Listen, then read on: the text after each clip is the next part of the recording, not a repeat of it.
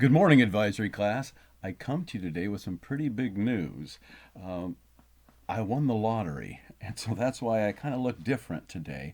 Because, when you win the lottery, people kind of all of a sudden want to become really good friends with you and borrow money. So they provide you with a disguise there at the lottery office so that people can't tell that it's you when you go there. So that's why I'm kind of look a little different here.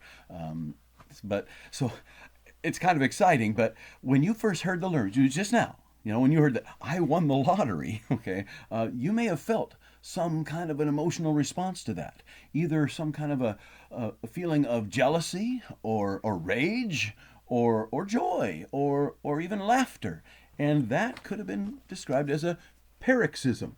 A paroxysm. A paroxysm is a sudden or violent expression of an emotion.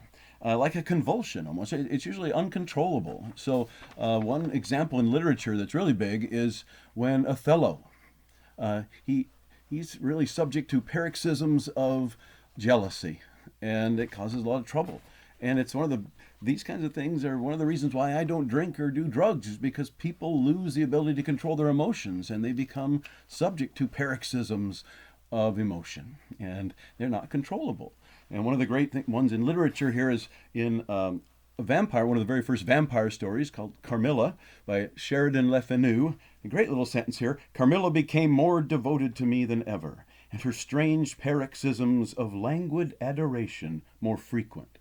Languid adoration, which is lazy and slow, which is kind of the opposite of what a paroxysm is. So his use of language there is really kind of fun in the picture that he gives there. And the book that I really love that he wrote is called Uncle Silas, which is one of the great Gothic romances, which means adventures, of the late 1800s. It's a great, great book.